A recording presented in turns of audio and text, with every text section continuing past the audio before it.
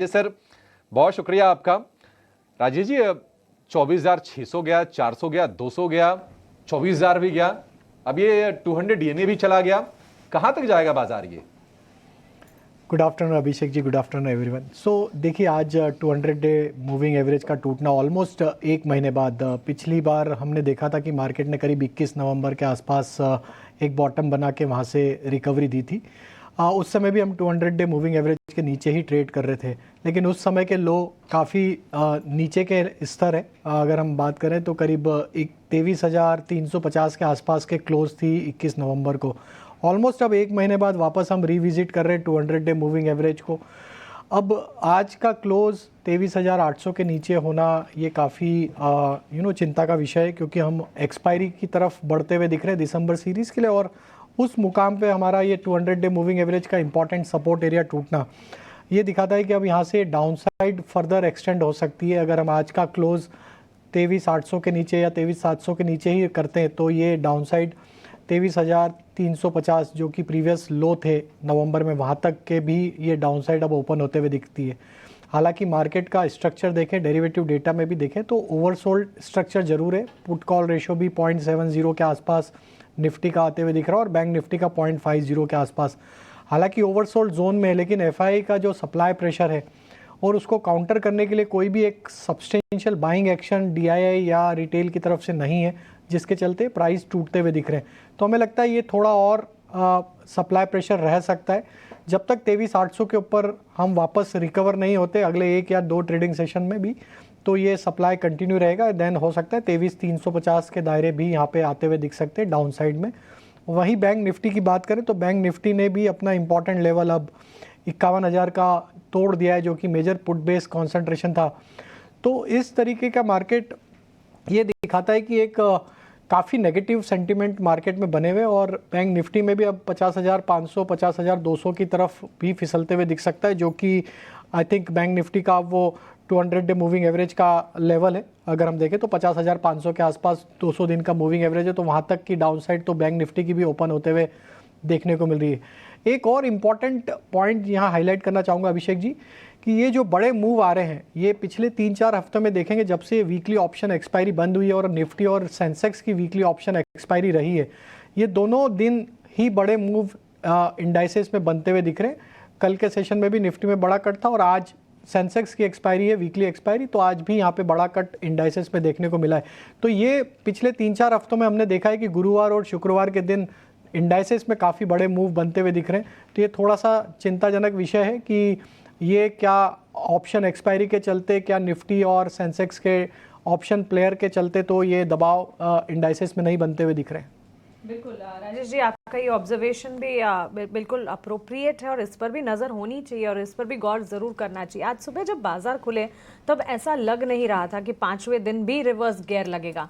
बिकवाली का दबाव था ज़रूर, लेकिन ऐसा लग रहा था कि 4 दिनों की बिकवाली के बाद बाजार आज संभलने की कोशिश करेंगे। Recovery during the session attempt भी की, लेकिन इस वक्त जो सेंटिमेंट्स नज़र आ रहे हैं, देखिए मेजर डाउनसाइड के लेवल्स इस वक्त हमारे एक्सपर्ट्स जो है इंडेक्सेस पर बता रहे हैं 50,500 और उससे नीचे के स्तर भी आंके जा रहे हैं बैंक निफ्टी में। और अगर निफ्टी की भी राय देखेंगे, राजेश जी जिस तरह से बता रहे थे, इनफैक्ट आज सुबह हम भी बता रहे थे कि 2 लेवल्स हैं। 24,000 के ऊपर अगर हम टिकते हैं तो फिर फर्दर अपसाइड दिखेगी, लेकिन 23,800 और 23,750 के नीचे अगर फिसलते हैं तो उसके बाद हमें गिरावट जो है वो और ज्यादा गहराती हुई नजर आई। फिलहाल ओसवाल रुचित जैन, उनका भी स्वागत करते हैं। गुड आफ्टरनून रुचित, बताएं कमजोर बाजार में आपकी नजर कहां पर है? स्टॉक स्पेसिफिक क्लोजिंग ट्रेड्स आप क्या देना चाहेंगे?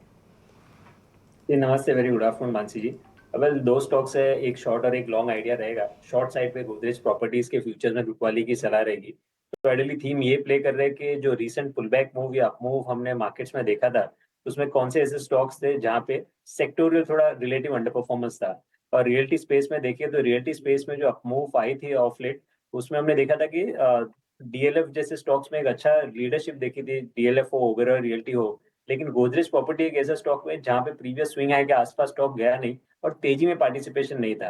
सो अब जब मार्केट का ट्रेंड थोड़ा फिर से नेगेटिव रिज्यूम हुआ है तो आई थिंक यहाँ पे करेक्शन इसीलिए आ सकता है। तो गोदरेज प्रॉपर्टीज के फ्यूचर्स में बिकवाली करने की सलाह रहेगी 2950 के स्टॉप लॉस से 2790 से 2780 के टारगेट रेंज के लिए। और खरीदारी की साइड एक कॉन्ट्रा ट्रेड हम ले रहे एचपीसीएल में। सो आइडियली हमें लग रहा है कि ओएमसीज में जो रिसेंट करेक्शन आया है उसके बाद अब प्राइस वाइज डाउनसाइड यहाँ से काफी लिमिटेड है और एक अपमूव हम एक्सपेक्ट करें एचपीसीएल बीपीसीएल दोनों ही स्टॉक्स में, क्योंकि कल के सेशन में भी एक रिवर्सल पैटर्न का फॉर्मेशन हुआ था और स्टॉक्स अपने सपोर्ट के आसपास ट्रेड कर रहे हैं। सो यहाँ पे मुझे लग रहा है कि रिलेटिव सेफ्टी रहेगी ऐसे मार्केट्स में, ये ओएमसीज में। तो एचपीसीएल करंटली 400 के आसपास यहाँ पे खरीदारी करे, 388 के स्टॉप लॉस रखे 430 के टारगेट्स के लिए, 70 के आसपास। राजेश जी, मान लीजिए कि इस एक्सपायरी तक का अब कुछ ही सत्र रह गए हैं, क्या एक यहां से भी शॉर्ट करें या फिर थोड़ा रिस्क है उसमें? 23,350 आपको लगता है कि टेस्ट हो जाएगा? अभिषेक जी देखिए, ओवरसोल्ड तो मार्केट है तो शॉर्ट करने में रिस्क तो है।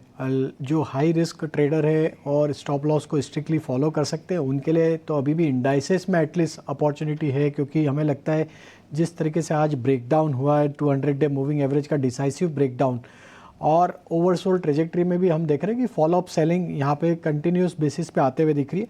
तो पॉसिबिलिटी है कि हम वापस 23,350 के जो लो बने थे पिछले महीने वहाँ तक फिसलते हुए दिख सकते हैं। वही एक नेक्स्ट इमीडिएट सपोर्ट लेवल देखने को मिल रहा है near term short term structure के हिसाब से।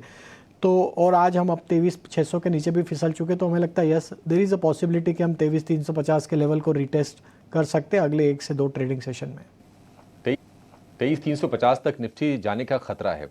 अच्छा, निफ्टी चले भी तो चले कैसे? जो बड़े कंट्रीब्यूटर्स हैं, आप देखिए रिलायंस की आज शुरुआत ठीक हुई थी, लेकिन अब ये शेयर 1200 रुपए के आसपास गिर के स्ट्रगल कर रहा है। एचडीएफसी बैंक में कमजोरी है, आईसीसी बैंक थोड़ा गिरावट का शिकार हो रहा था, लास्ट मिनटों में थोड़ी सी बाइंग आती दिख रही है। फ्रंट लाइनर्स में कहीं आपको राजेश जी ऐसा लगता है कि लोअर लेवल पे कहीं मौके बन रहे हैं? थोड़ा सा अगर किसी को पोजिशनल व्यू लेना हो तो आई थिंक देखिए अभिषेक जी, यहाँ पे कोई भी लीडरशिप पोजीशन में कोई सेक्टर एज सच देखने को नहीं मिला है। सिलेक्टिव स्टॉक्स में ज़रूर यहाँ पे बाइंग इंटरेस्ट बनते हुए दिखा है। अगर हम देखें तो फार्मा और आईटी, जैसा कि हम डिस्कस कर रहे थे कि ये सेक्टर ठीक है, लेकिन सारे ही स्टॉक्स में बाइंग नहीं है। फार्मा में भी कुछ चुनिंदा स्टॉक्स आज होल्ड आउट कर रहे हैं। वैसे ही बैंकिंग फाइनेंशियल में आपने आईसीआईसीआई का जिक्र किया, ये स्टॉक में ओवरऑल लॉन्ग टर्म चार्ट पे स्ट्रेंथ है, as well as medium term chart पे भी यहाँ पे स्ट्रेंथ बनी हुई है। स्टॉक अपने short to medium term structure में देखें तो सारे इंपॉर्टेंट मूविंग एवरेजेस के ऊपर ही ट्रेड कर रहा है। आईसीआईसीआई बैंक का स्ट्रक्चर तो बुलिश है, जरूर गिरावट देखी मार्केट के चलते, लेकिन हमें लगता है कि ये जब तक 1260 के ऊपर बना हुआ है तो ये स्टॉक में पोटेंशियल है वापस एक अच्छा बाउंस यहाँ से दिखा सकता है जैसे ही मार्केट एक रिकवरी के फेज में आएंगे, एंड देन 1340 1350 तक की अपसाइड आईसीआईसीआई बैंक में आते हुए दिख सकती है। वहीं हम देखें तो एचडीएफसी बैंक, इसी खेमे में देखें तो एचडीएफसी बैंक भी जरूर करेक्ट जरूर हुआ है, लेकिन अगर उसको भी देखें तो लॉन्ग टर्म चार्ट में अगर हम देखें तो 50 दिन के मूविंग एवरेज के आसपास ही अभी ट्रेड कर रहा है।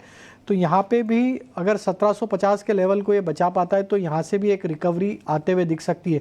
अब बैंक निफ्टी को रिकवर होना है तो आईसीआईसीआई बैंक और एचडीएफसी बैंक, ये दो बैंक काफ़ी इंपॉर्टेंट यहाँ पे रहेंगे का कंपोनेंट। अगर ये दोनों स्टॉक्स रिकवर होते तो बैंक निफ्टी में भी रिकवरी इनके चलते ही बनते हुए दिखेगी। सीसी बैंक को लेकर ये व्यू